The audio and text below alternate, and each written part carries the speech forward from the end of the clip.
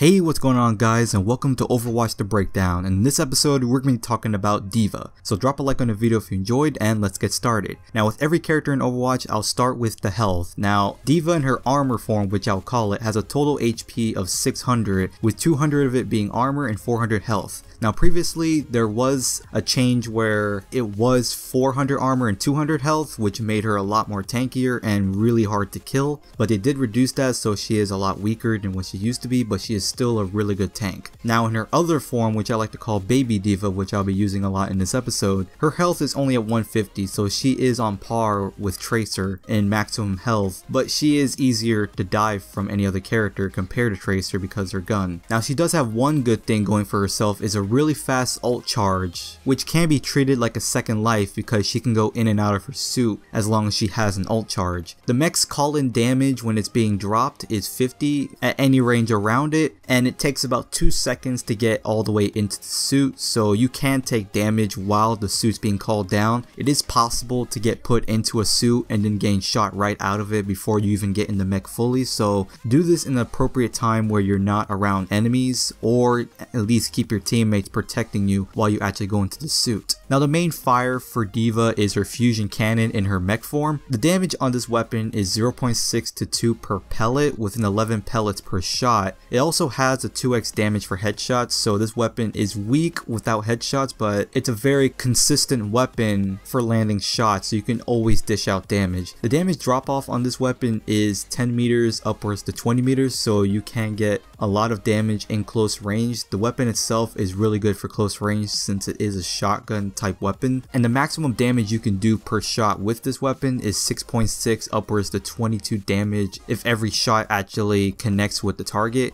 and it has a rate of fire of 400 RPM. Now what makes this character special is the fact that there is no reload time or no reload in general. It doesn't have a cooldown, it doesn't have anything of the sort, so you can consistently fire with this weapon and you never have to release your finger off the trigger. Now as for Baby D.Va's gun, the light pistol, the damage of this weapon is 14, and it does also have the 2x damage on headshots, so you can do upwards to 28 damage per headshot. The rate of fire on this weapon is much faster than the actual mech weapon at 420 rounds per minute, and it has a magazine size of 20 with a 1.5 reload speed, so you can dish out a lot of damage with this weapon, and preferably I'd rather have this weapon as my main cannon over the mech fusion cannon because it can dish out way more damage than the actual fusion cannon itself. Her first ability is pretty straightforward. It allows you to propel yourself forward in any direction that you want, and it can deal 25 damage on hit with a knockback, so it can be a good boop ability. And you can move as much as 25 meters with this ability with a 5-second cooldown, so this is a really good way of escaping fights when you know you're low on health, or you can use it to knock off people off the map on places like Lijiang Tower or Ilios. It's a really good way of escaping actual fights. Now her second ability is the Defense Matrix. Defense Matrix is a really good game changer. It can destroy almost any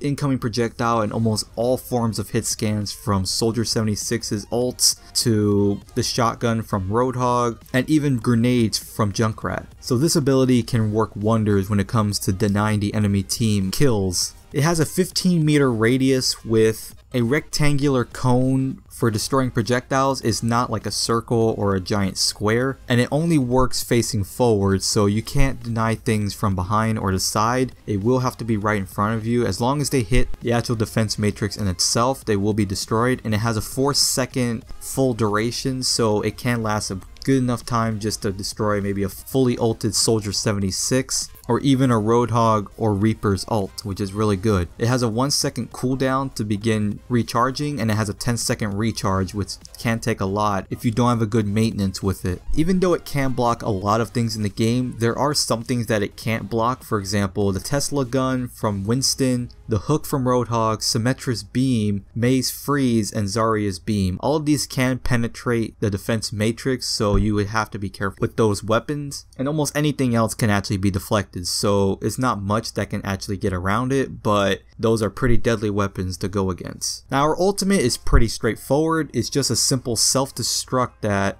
can deal 1000 damage over a 20-meter radius, It also has an explosive charge time of 3 seconds, so it will take 3 seconds after activating the ult for the explosion to actually happen. So you can actually launch this thing with your boosters to make it fly a far distance and make it land just in front of your enemies or behind them if you're lucky with the shot, and you can time it right to where the explosion happens immediately after hitting the ground, which is good. And it's great with placement. It may not be the best ult in the game because of its high risk, high reward, but it can be a true game changer when you wipe out an entire team with one ult. Now, some people that D.Vas are strong against is McCree's, Soldier 76s, a lot of Pharahs and Winstons. All of these characters are pretty easy for her to take down due to the fact that she is a hit scan type of hero, and she can easily deflect 3 out of 4 of these characters with defense matrix. And Winston is just really big, so you're able to actually hit him from a good distance, and you can easily dish out a lot of damage to him with his giant hitbox. However, characters she's really weak against is people like Mei with her gun,